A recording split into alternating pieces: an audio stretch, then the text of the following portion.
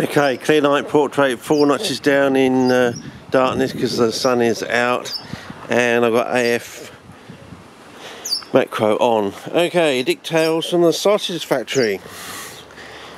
Now with my soiled bacon, I'm starting to churn out some of these containers of soiled bacon as if they're like sausages or something. Basically, that's what it's come down to. I know it seems a bit wet, once put into the container, it seems to be a little bit wetter than I would have thought, but that may change. With all these pots, I've put in a bit of, I don't know if you can see this, why there's no humidity on here, there's only a little bit of humidity there, I don't know. Whether these containers are not what I'm used to, but I have got them in the shade here. What I'm doing is you can see the cut off there.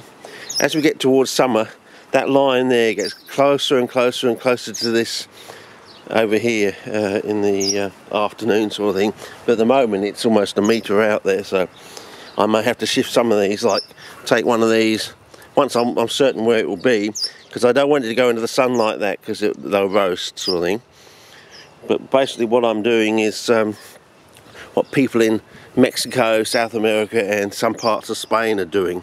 I'm using their sort of the idea of putting them in these containers so we get bright light, high humidity, 85% or better I suppose, but you don't really want 100%, you want about 85 if you can, because you'll get fungal problems. But a nice cool temperature, and of course it's done with sand here.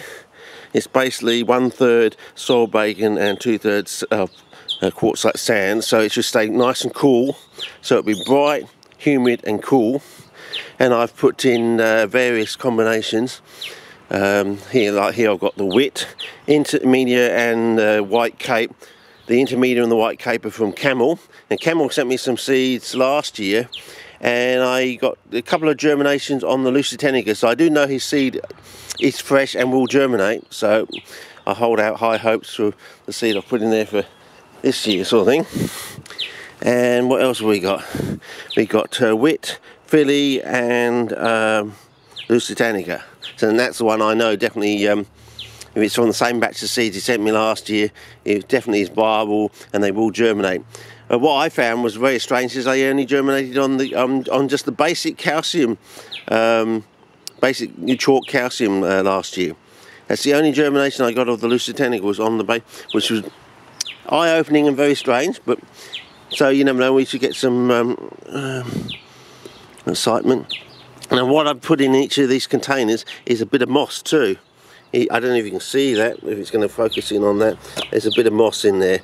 I will take the lids off later, but I also want to set up some and put a few liverworts in, so I'll set up some more containers, and then I'll set up a special one too, a black pudding soiled bacon, that's what I'm calling it, you know, a sort of dark one as a test as well. So this one here I've got Auric, Planchonii and the Glid.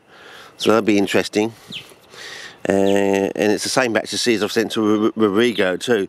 Hookerii, Planchonii and the Glid. So I've got Glid, Planchy, and the difference is one's Warwickulata and one's Hookerii, and this is basically got Wittigrai, and then I've got basically Camel's, some of the Camel seed in there sort of things, just to see how we go.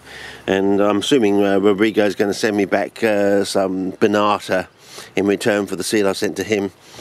All I said was a good pinch of Banata seed, that's all I really want. A good pinch, none of this, you know, 8, 9, 10 seeds in a packet, because that almost rubs it into what Aaron Lowry did to me years and years ago when I sent him some indica plants. He sent me back about, I think it was about 6 or so seed. I can't remember the actual number now. It was under 10 anyway, of Petiolata seed. Because back then we didn't know how easy they were to germinate. Because basically, and of course we still don't, because he restricted the Petiolata seed away from our state. He actually was that spiteful that he did that. So we're definitely going to be celebrating the 3-10 for Alan Lowry fairly shortly, I reckon. When he gets to the old 7-0, we're gonna throw a special party for him. I think a nice send off. Anyway, this is basically the first update if you can call it an update. Then, you know, the first instalment in the Dicktales from the sausage factory. So each one of these is a sausage. I'm just going to keep plugging these things out, and hopefully until we get some action, and we'll get some moss growing in there, and hopefully some cyanophyta, and if I put some liverwort cuttings in some other ones, we'll get some liverwort spreading through the hopefully. The interesting thing is the liverworts, because as I've mentioned many times before, in the past you turn up to shows with these flytraps, they were absolutely festooned with liverworts.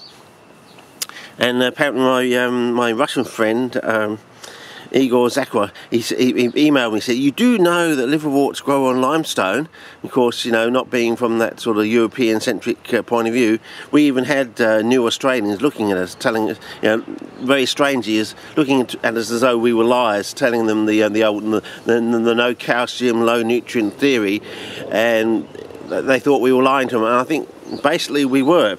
We were feeding them the old low nutrient, only eating the insects for the nitrogen, no calcium, pure water sort of theory, and I think it's all bollocks. And hopefully we're going to cross over the Great Divide now and break through, and this is going to be the eye-opening. These are going to be the eye-opening. Soil bacon is going to thing that's going to crack right through the middle of this argument and show it's a totally different world out there in Mother Nature. Okay, over and out. See ya.